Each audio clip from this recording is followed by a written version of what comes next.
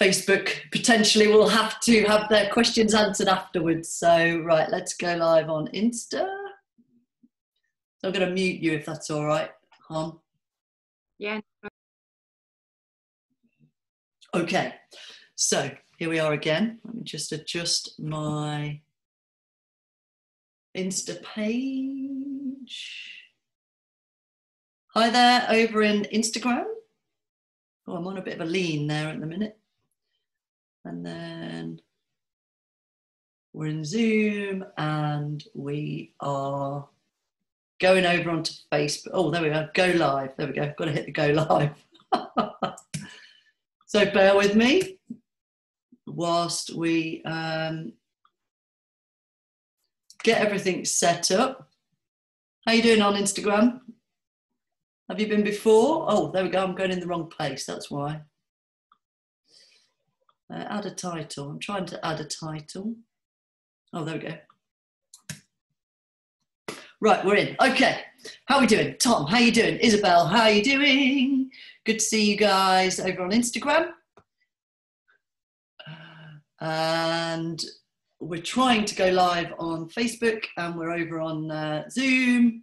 Oh, this is where I need a PA. Oh, seriously. Right, okay. How are we doing, Mikey? The Pit, Manistalwa, Carl.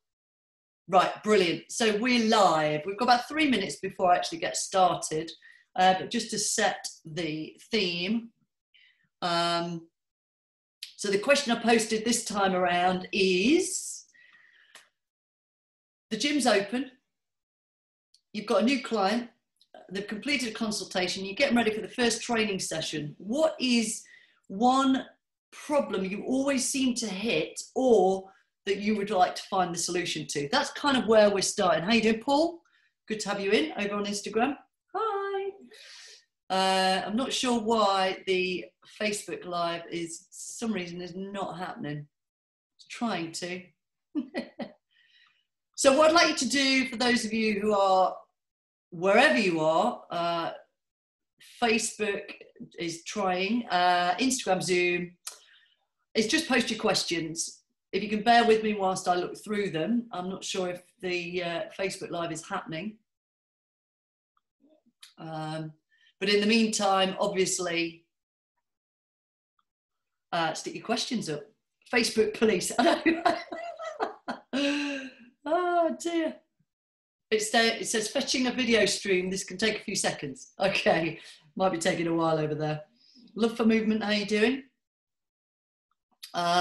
So I've got a few questions from people in advance, which is always helpful. If you don't ask any live, then I can use those. Just a little bit of background. Hi there, Bex. How are you doing? We need to talk. It's been far too long. Just spinning through Instagram. Okay. So my name's Rachel France. If you follow me on social media, you will probably know what I do, but generally I am the same as you. I enjoy movement and exercise. I enjoy helping people move better, but I have a special interest in intrinsic biomechanics and the preparation of movement. So in terms of common modern ailments, if you like, that our clients seem to come to us with, and we often feel ill-equipped to help them resolve. However, more often than not, what we find is that they've seen clinicians, they've seen therapists or medical professionals, and they've been unsatisfied with what's happened or maybe what hasn't happened as a result of seeing somebody who's clinically trained, like a physiotherapist or an osteopath or a podiatrist. And I think there are common issues around that. I don't believe it's, more often, I don't believe it's the professional. I believe it is simply a simpler solution that they didn't find within their repertoire. So we need to work collectively and together. Everybody is doing their best. We're all trying to help clients. And so I think that if we can do this together, share, have honest, open, professional discussions like this one, I think it's really helpful just to hear other professionals saying things like, so what I'm saying to you is, it is okay to say, I do not know. It's okay to say, I do not have the solution. It's okay to say, I know somebody who might be able to help. What we want to try and avoid is just sending clients away. We need to start having a meaningful transfer of information. So it's just coming up with my Facebook page. For some reason, it's just not happening at all over there. So I might try it again in a moment. So if we can set that up, fantastic. If that's a struggle, which I think it has been for quite a few of us, then get in touch. You can email me, Rachel@biomechanics.education.com. We are, and I say we, myself, physiotherapists, osteopaths, are together putting together a system, an online clinical screening system that connects us. So we're in the early stages. The trials are going fantastically well. And so that's just an aside. Whilst I let other people jump in. So Heather's with us as well. How you doing, Heather? I'm just going to try one more to see if I can get live on Facebook. And in the meantime, please post your questions. You can ask anything. I can't guarantee I'll answer it. I will do my best. If I don't know the answer, I will point you in the direction of somebody I think might be able to help. Or I will have a little read and get back to you, but you'll need to send me your email or some way of contacting you so that I can do that. We're trying again on Facebook. See if it's tried again. I don't know what's going on over there. Right, Instagram. Let's see if anyone's got any questions. I don't think we've had any so far. Obviously, the guys in Zoom, so Heather and Hom, if you've got any questions, let me know. The sooner you ask a question, the more chance you have of it being answered within this post. However, we've only got a certain amount of time. I'm going to go for a maximum of an hour. Got another call at 1 o'clock, which is usually what happens. And that's deliberate. Otherwise, I could talk all day. So the question we posed. Okay, so you've got a new client coming out of lockdown. The gym's open on Saturday. Everyone's thinking this is fantastic, or you're a manual therapist and you're starting to get back into practice. If there was one thing, one problem you could find a solution to, what would it be? So new clients, what's going on? And so I had several responses to this question, which I put out on social media. I think it was yesterday, which I thought were really good ones, because they are common examples of problems that we face when we're training a client. So, or we're going to be working with a client, whether that's manual therapy or through exercise. So one response from Andy was, it depends on the client, but common issues seem to be tight through the thoracic spine, and also tight pelvic issues. So if that is a common problem that you face, give me a holler, let me know. I think these are common issues. Oops, I've got a dog under my feet, so he's curls around my feet asleep. So common issue, tight thoracic spine, or tight or stiff pelvis. So I think these are common issues. I think one of the problems that we might face is, or one of the things that might trip us up is common issue, right, common intervention. Oh, if you have a tight thoracic spine, you need to do this. If you have a tight pelvis, you need to do this. Now, more often than not, those types of solutions are going to work. You think, well, if you've got a tight thoracic spine, it makes sense. You mobilize your thoracic spine. If you have a stiff pelvis, you work on the pelvis. Makes sense? So let me pose this to you, because what I want to encourage you to do is always challenge everything you come across, because there's going to be an occasion when doing thoracic mobility for a stiff thoracic spine does not work. So you do pelvic releases to improve pelvic function, and that doesn't work. And then you think, well, hang on a minute, I'm using logic and common sense. If you've got a stiff thoracic spine, we mobilize a thoracic spine. Am I right? Have a think and just let me know if what I've just said makes sense. I'm going to elaborate. How you doing, Stevie? Good to have you along.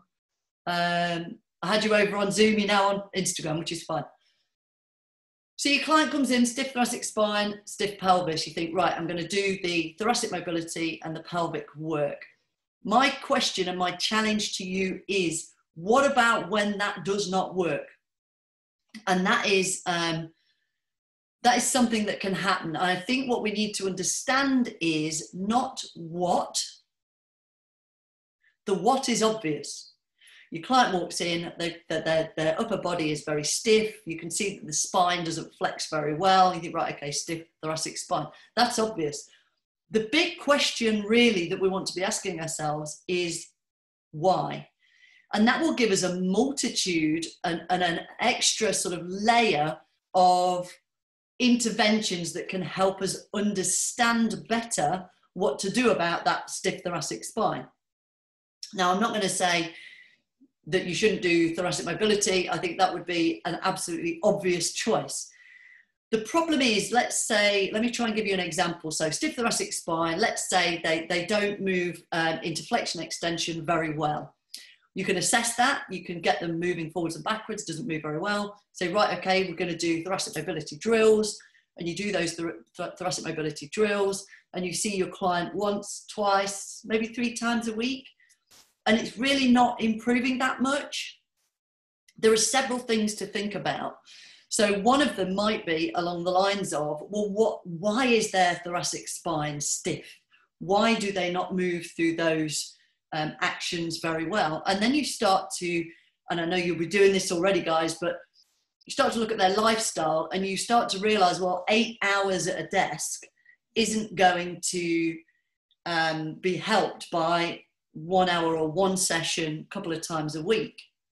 So that then throws up the challenge of how we help clients understand how their lifestyle or their job is limiting their physical ability. Now, I'm not for a minute suggesting we need to say to desk workers, you need to get a new job. However, I have had those conversations around, is this really what you want to do? How important is your movement quality over a desk job? Is there another way you can do things? And I'm not going to tell them to get a new job, but I explore with them ways of altering that 8-hour, putting the body into the cast, which is desk posture. And so how can I offer them resources, tips and ideas to solve the problem of 8 hours stuck in one position? I know this doesn't sound like rocket science, but it also tips into other concepts. And one of them that I want to talk about, which those who listen to me quite a bit, if you've got that patience, is the idea that your body is an integrated system and the stiffness in the thoracic spine could be being contributed to by structures above and below. So if the shoulders are also stiff, or the lumbar spine or the pelvis is also stiff, it may be trickier to get that thoracic spine moving. So we always need to take the whole body into account. It isn't purely a case of stiff thoracic spine, do thoracic mobility. That is absolutely a logical, obvious way of starting out, but we need to get into the why a little bit more, understand injury history, genetics, that may be their spine's ability. Oh, back on, sorry, Insta. Somebody rang me. How do I stop that happening? How dare they? Do they not know we're live? The joys of live entertainment. So hopefully that makes sense. So we need to have a system of approach. How are you assessing the spine? How are you monitoring it? How many interventions are there? And we can then do that for the pelvis, we can do that for the shoulders, we can do that for the knees and the feet. So I acknowledge when something doesn't work, that doesn't mean you failed. That is a success in identifying that isn't the solution or that isn't the root cause. So I think we need to take a more positive approach towards working with clients when things don't work and say, right, okay, fantastic. We know that you don't need to do that. That's not helping. That's not making a difference. It's still a solution. You still removed one intervention that you thought might be a solution. It didn't work. So it's trying to look at it more positively with the client rather than, that's not working and that's not working. It's like, brilliant. We know that's not one of the causes. So I've said a lot around that. Let me just check in. So if you just joined us, we're talking about common problems that you may hit and possible different ways of looking at it. So I'm just going to go back through because I've had a few questions come in from Instagram. Just bear with me. So Paul, I have tight hip flexors, anterior deltoids, pectorals and latissimus dorsi due to the amount of time on a table on a laptop. So there's a lot in there. I would have thought lots of people do also now. I would agree with you, Paul. I think we need to be careful that we don't use that as a way of assuming solutions. Does that make sense? So I hear what you're saying, and I know you're not necessarily saying this, but for those who maybe heard what I've just said in terms of Paul saying, we've got all these problems, they're really common. Yes, I agree they are. And often the interventions are common solutions. However, we need to kind of open up our acknowledgement of when things don't work. It isn't necessarily anything you've done, it's just everybody's so different. So it might be as simple as one thoracic mobility drill works for you, Paul, but for somebody else, it's a different one. You may be gain more movement through doing flexion and extension, somebody else through rotation. And it's just the way individual bodies respond and function and work and everything else that contributes. Braining the pump. I always find these names fascinating. It may be muscles around not working properly. Totally agree. And again, just to come back to the original post, which was talking about tight pelvic issues, we may be using that language or that vocabulary to talk about, could be the joints, as spoken about in the spine. It could be the muscles around the hips that start to adapt from a sitting posture. Totally agree. There are several reasons why, let me just reword that. There are several interventions for improving muscle function. The most common one that we are trained in at basic level is stretching. And in my experience, that can work for a portion of people, but there's a high population where it doesn't have long-term effect. So using techniques like muscle energy techniques, I personally have found, and research more so now coming through, suggests that muscle energy techniques, which are kind of the opposite of stretching, so bringing the origin insertion together in a static contraction, for example, holding it for a period of time, can actually have a more profound effect on dysfunction of muscles. So maybe check those out on some of my other posts. How you doing, Peter? Good to see you in. Let's just see if there's any more questions. So Paul, sit on an exercise ball as an example. You could do, but you could be putting an unstable human onto an unstable surface. So that may be one way of looking at it. Just be aware that that could increase fatigue levels. It could also amplify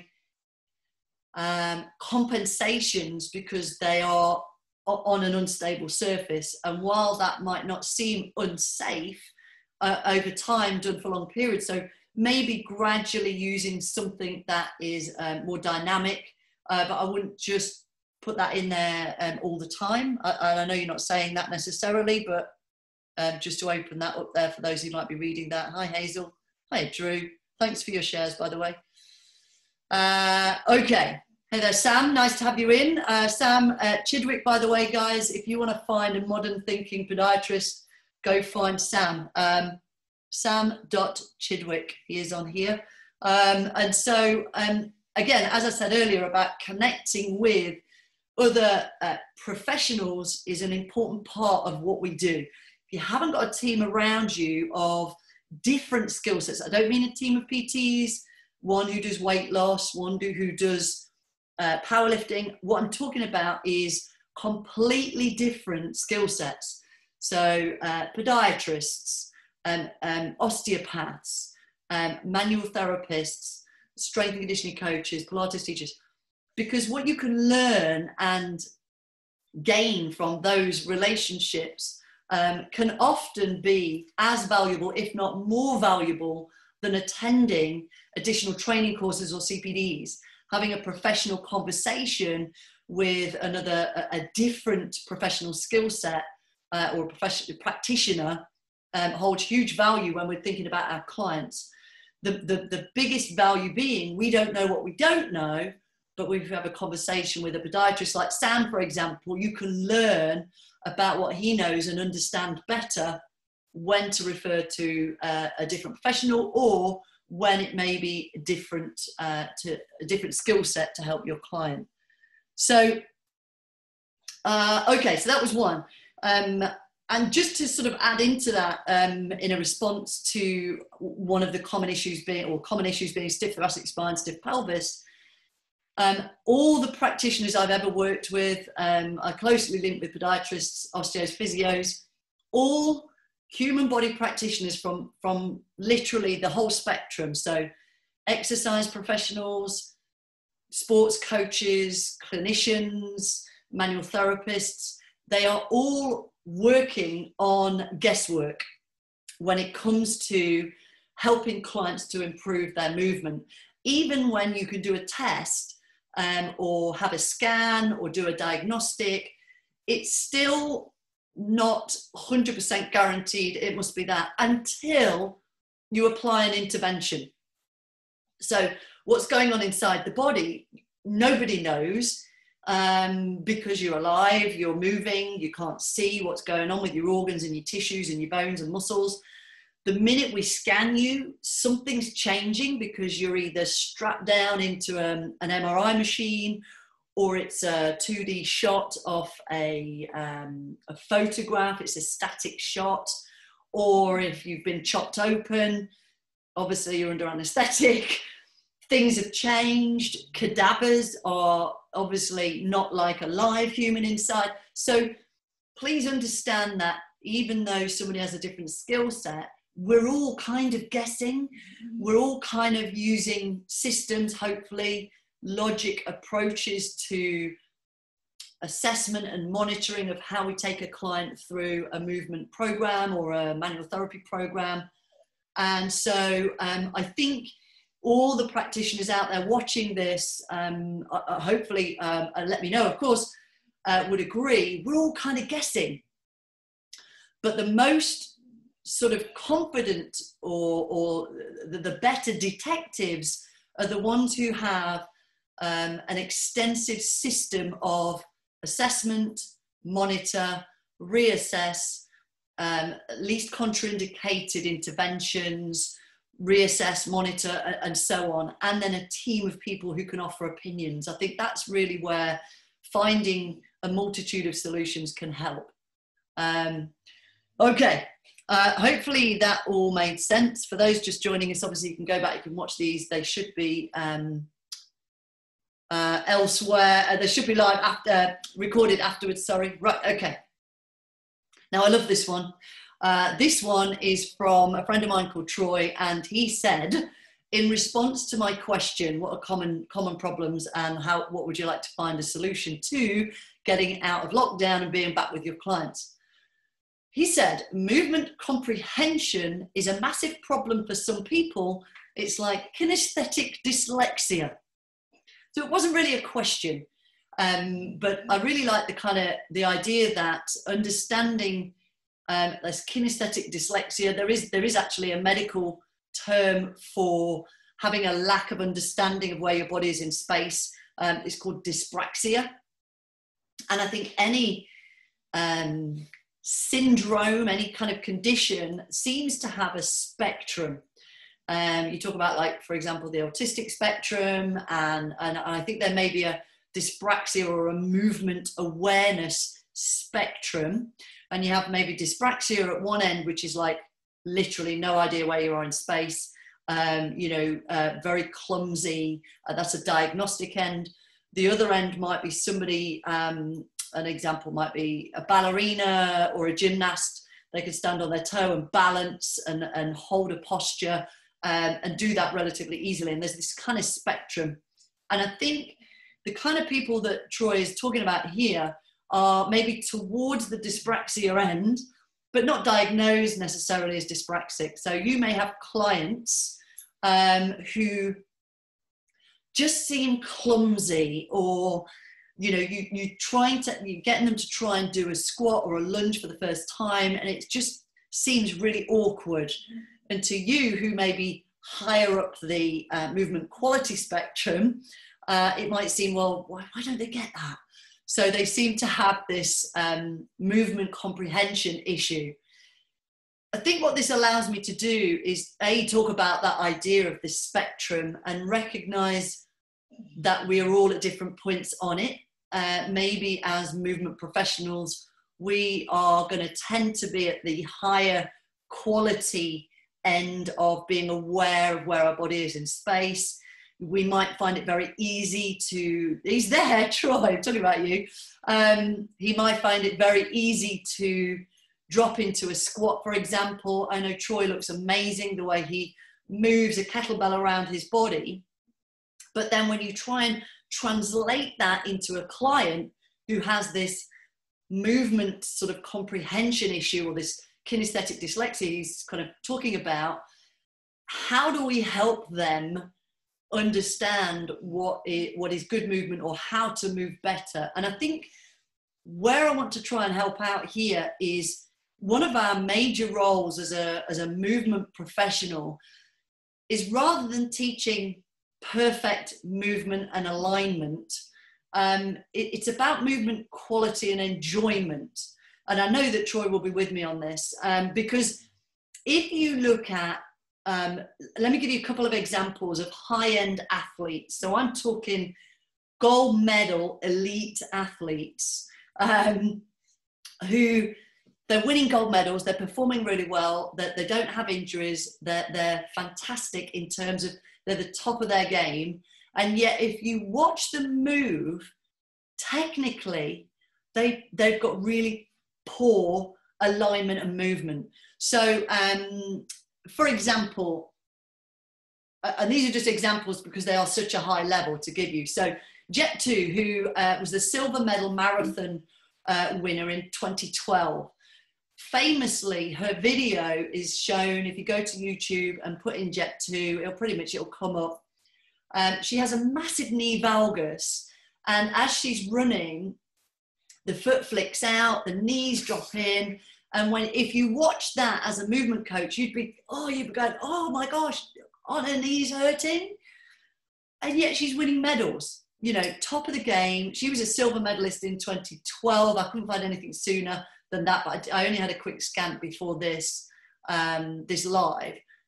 And so she would be deemed to have poor technique. Now, we wouldn't necessarily correct that. She's winning medals. Why would you mess with it just because it doesn't look right?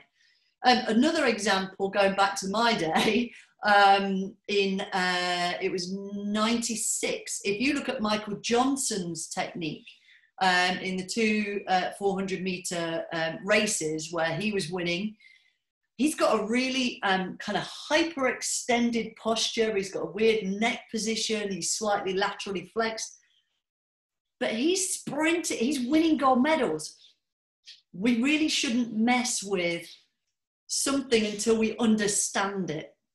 So in terms of watching our clients with this kinesthetic dyspraxia, we need to keep them safe, obviously. But at the same time, we have to appreciate our beautiful differences in design, a lot of which we can't see. You can't see their hip design, their knee positioning, you know, their ankle joint. Intrinsically, we can't see that. Can you assess it? Yes, potentially. You can do some assessments, coxa valga, coxa vera. We can look at knee valgus in drop. We can do foot assessments on subtalar motion, things like that. And that's exactly what I teach. And that will give us some information. But I think when it comes to those clients that Troy's talking about, it's trying to teach them to be safe and about movement quality over perfect lines and alignment. I think function over alignment is absolutely paramount. Function trumps alignment every day, because to see perfect biomechanics is probably quite rare. And I mean perfect biomechanics. We might be able to see that using extrinsic video analysis. If you have somebody who is genetically gifted and an athlete, and and so on. But I think good alignment, I think we can see. But I think what we should expect and what we should encourage a client to expect may be something we need to consider, because we need to keep them motivated. We need them to know that perfect alignment may not be achievable, but are they enjoying movement? Do they feel like they move quite well? Is it comfortable? And I think that really needs to be the key focus. Just going to check in, see if that's brought up any questions. So Stevie says, need to take that comment about Troy back now, or I'll come across as a fanboy. Oh dear. So it is, yeah, Isabella, yeah, absolutely. If you've got clients with things like Parkinson's, then we need to be aware of that when we're programming. That's obviously going to have an influence. Just reading back through very quickly. Forget my quick reading. Ciao, Vele Viviano. Nice to have you along. Sorry if I've pronounced that wrong. Right, okay. So yeah, go and check out Jet2 and Johnson and their techniques. So don't try and change something until you understand the root causes. Is it their natural presentation? And then somebody else, I think it was Heather, I think it was yourself, literally just posted the word balance. So I'm going to make an assumption unless you can elaborate on that. But in terms of balance, this could actually come back into some of the conversation we had earlier about movement quality and where clients are at on either their movement spectrum, their ability, their level, their history, their injuries, pain, etc., etc. But balance is more about questioning why they're not appearing balanced. So it does tip back into that movement sort of quality again. But balance training, I think one of the biggest issues that I see is the assumption that if somebody is poor at balancing, to destabilize them. So for example, Bosu, the Bosu balls, can I say Bosu? I'm not a PR girl for them, but the kind of balance boards, I think Reebok did one as well, just to balance it out. Excuse the pun. Where you have a surface and you can stand on it and it's like a wobble board. And the idea is that it will challenge your balance. So I just want you to flip that around a little bit for you. If somebody struggles to stand on one leg, the last thing you want to do is stick them on one leg on something unstable. So we need to consider giving them balance on a static surface first, before we then destabilize them on a more challenging surface that is unstable. So I think I certainly made this error back in my early days of training, is, you think, right, they're not stable, let's challenge stability and stick them on something wobbly like a Swiss ball or a balance board. So I think just think around that and imagine you can challenge balance more safely and with more periodized approach by challenging them on a stable surface first. So hopefully that makes sense. So get them standing on one leg on a hard surface, static surface. When they can do that successfully, you could do that on the toes. You could do it with shoes, without shoes. You could do it with moving their arms, add those layers in. And then eventually the advanced option would be to possibly add on the balance board. So let me know if there's any more questions around balance. I think it was you, Heather. I'm not quite sure. Okay, so let me just check in. So just see if we've got any more questions. Just wave at guys over on Insta. How you doing, guys? Stevie, see that happening all the time in the gym. Patently obvious they're challenging stability on a stable surface. Paul, I'm being taught to go through phasic stabilization, endurance, and then stabilization strength, proprioceptive environment. Sounds very interesting, Paul. Without seeing it, I can't comment, but it sounds interesting. Okay. So yeah, think about the why, not the what. Think about why they're not stable. Do I really want to destabilize them straight away? Maybe I can challenge that stability on a static surface first, and that can help with our program design. So the next two comments kind of come together. This was from Chaz and Amy, and they were talking about, in response to the original question, common issues that we see. So Chaz talked about clients' expectation versus applied practice. And he goes on to say they've had previous experiences where the instructor or coach has cracked right into deadlifts or squats, full on high impact training.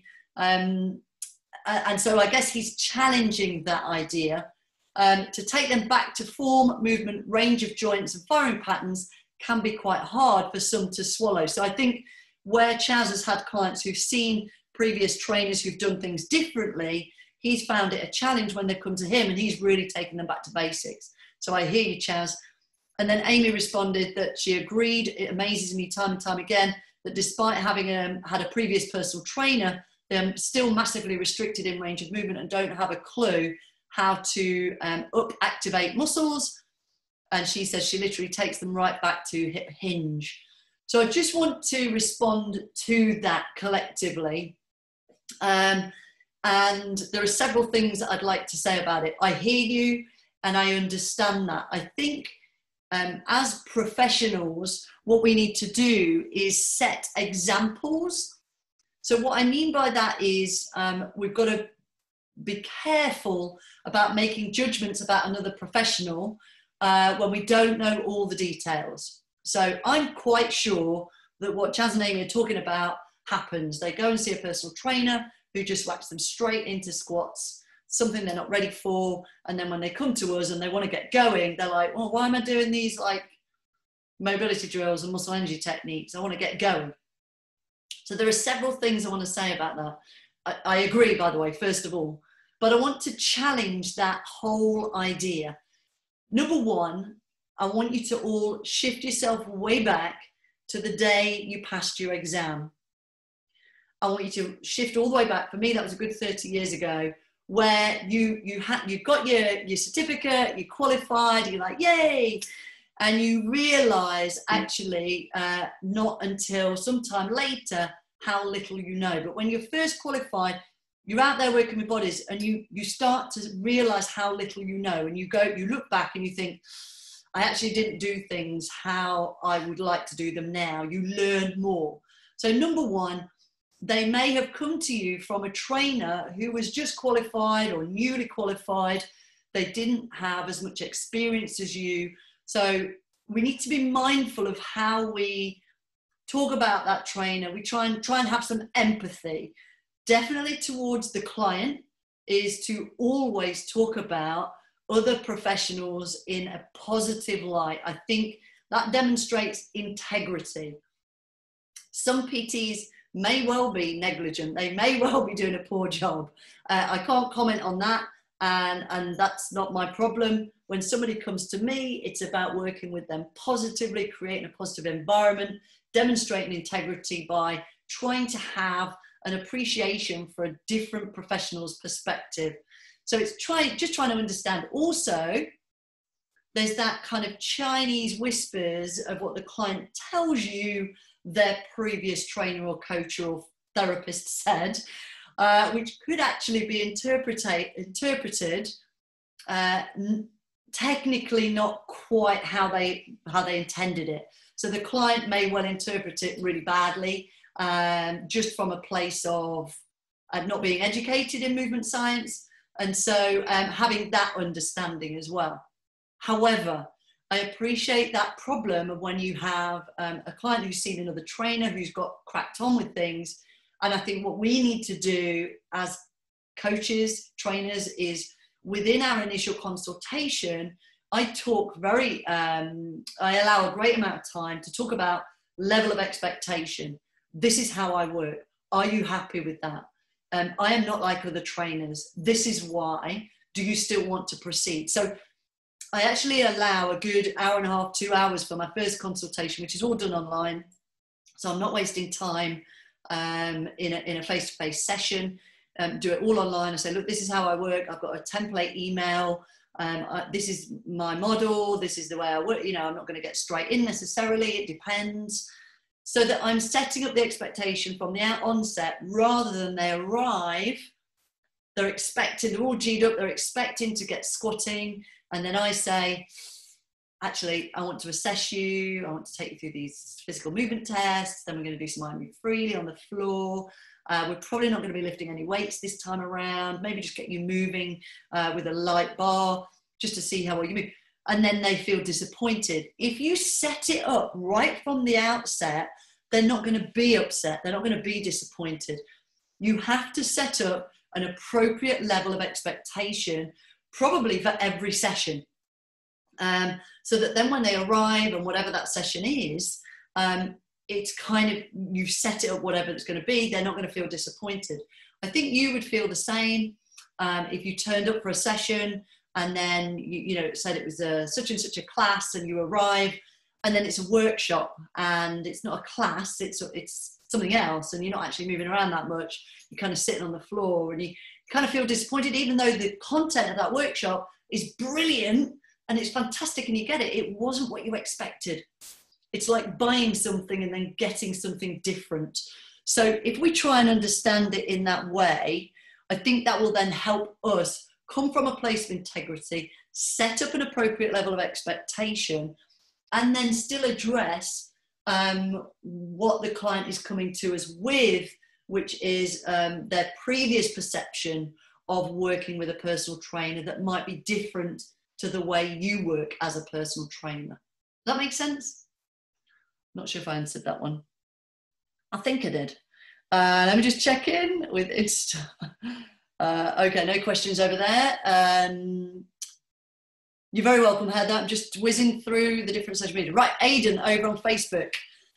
Do you still think it's still beneficial to use functional movement systems if we all as individuals move differently from one person to the next? Obviously, there's a baseline for movement in order to do a variety of exercise. Great question, Aidan, over on Facebook. So I love that question. And I think there is always a benefit to any system or monitoring process. So do you mean FMS? Is that what you mean, by the way? Because I think FMS definitely has a place. My understanding of FMS is 7 moves, came over from America, and Gray Cook, who designed that program, is very clear about the limitations of it. And so I think for me, where it worked great is in team sport, where you want to identify how well the group are moving on that day for that session. And if you want to pull someone out and say, right, let's do something else with you guys, you crack on, simply doing an overhead squat test. There's the risk, though, that can hide. The body's great at compensating. And so I hear what you're saying, Aidan, and I think you can do a great overhead squat, but actually, yeah, thank you. But actually, you can have a dysfunctional joint within that movement because the joints above and below can hide it. So that's one of the risks of FMS. And I think Gray Cook would be kind of with me on that. So we need to take each system for what it is. They all have a place. They're all flawed for the very reason that Aidan has pointed out, which is we're all different. So I think even when you learn a system, we need to appreciate the limitations of that system and use it, yes, as you say, Aidan, a baseline. I really like that, that language. So it's a benchmark or it's a baseline. It's a start point. So I ask Aidan, right, show me your overhead squat. He shows me his overhead. I say, well, that is good. Let's do this stuff. We crack on. And then a week later, I say, show me your overhead squat again. And it's improved. Even though it was great last time, it looks better now. Something is working. So it is still a baseline. So I think having a collection of a variety of assessments, but following your system of approach absolutely makes sense. I think they all have a place, Aidan. Hopefully you feel the same. So Val over on Instagram, every PT should do this instead of selling dreams. Yeah, we should set up the expectation appropriately. So just going back to Facebook, John, over on Facebook, Jonathan Furman, my athlete friend over there, great point. I did realise when I became a coach that my own gifts, talents or movement patterns were not a template for other people to work from. Thank you so much for sharing that. So that's from a track athlete And again, that elite level performer who is a coach, which inevitably can happen, and you can have this talent or this skill or this ability, and we shouldn't really be putting that onto other people. You want to motivate and encourage, and I'm sure that's what, that's not what you're saying here, but understanding that everybody is different, and we have to take the single most important thing. I'll say this again, I say it all the time, the single most important deciding factor on what you do with that client is the client standing in front of you, is the person, the human, what they've come to you with on that day, the way they move on that day, the way they test on the day, the things they say to you on that day, their mood, their emotion, their feeling, their experiences before. That is the most important deciding factor of what you do with them. It doesn't matter how fantastic a program you've written, you've spent hours overnight, writing this great program. If they turn up on that day and your gut says, this isn't right today, you have to be able to switch, use your communication skills to explain to the client, look, do you know what? I think let's go easy today. Or, if they're feeling great and they're coming in, they're motivated, you say, do you want to have a go at this? And you could actually take them the other way. So, I mean, that really kind of brings it right back to the original question, which is, what's the one problem you always seem to hit that you need to find a solution to? And there are so many tools that we've talked about today in terms of working with clients that I think we all recognize the need for continued professional development, CPDs, going on further training, but also using the idea of connecting like this. So having a professional discussion. This is CPD. So whether you get a CPD point or not, it doesn't matter. It is about having appreciation and understanding, challenging your present thinking, having a look at it from a different viewpoint, hearing another professional say it differently, or position it in the same way. And you're like, yeah, I thought that. It doesn't matter which way round it is, you can still learn. So Mark, hi there, Mark, on Instagram. That's how I work. I take the client on the day and work with them. Yeah, absolutely, appropriately. That's all right. So we've really gone full circle right back round to the original question I posed to spread the theme through this live today, which is what's the problem you seem to hit? We've been through several responses from people who shared them, and I think it's enabled me to discuss with you some ideas, some thoughts, maybe some different ways of thinking about things. But as always, always challenge everything, challenge FMS, challenge your own bias. And I think that's one of the hardest things to do. So ask another professional their opinion, and then they will challenge your bias with their bias. But then you have potentially a difference to do a comparison, and their idea may actually give you an idea, and it changes your way of thinking. That's got to be healthy, right? So I think what I'm going to do is I'm going to start to bring this to a close. I've run through the major points that I was going to talk through. So Facebook, Insta, I'm going to come back and just check I've not missed anything. So anybody watching this, you can find me, email me, rachel@biomechanics.education.com. You can go and have a look on the website at www.biomechanics.education.com, where we have a whole series of education programs, both online and face-to-face, coming from around September time, hopefully, to give you some skills that might help, certainly with assessments. So we teach you how to do biomechanical assessments, manual assessments that don't need any equipment, visual assessments that would actually complement your FMS skills, Aidan, because they're more detailed, they're more, there's about 43 tests that go alongside the 7 from the functional movement systems. We've got a whole plethora on there. You've got me obviously on Instagram. So if you want to get in touch, we've still got our lockdown bundle online, which you get 9 resources, by the way, for the price of 1. I'm just trying to help out. What I'm fully aware of for you guys is we've been helping you with low-cost free stuff over lockdown. What I'm super aware of is we don't come out of lockdown and all suddenly have bags of cash. So I'm going to extend it. It's going to go to the end of the year to try and help you out. We've also reduced our payment plan on our Biomechanics Coach Diploma right down to, it's only 100 quid a month, so that if you are really strapped, but you're desperate to become a Biomechanics coach, we're just trying to help, guys. So come and talk to me. I'm human, you know, I'm running a business, but most importantly, I want to help you help more people around the UK move better, move more freely, move with less pain. It is not that difficult. It's just finding solutions and systems and a group of professionals. We are a community. We work collectively as biomechanics coaches from different backgrounds to help each other. So you will be able to get access to that. So I think that's it. I'm just checking in. I don't think I've got any more questions. Aidan, Jonathan, thank you over on Facebook. Harmony, Heather, David in Belfast. Have I said that right? I haven't said it right, have I?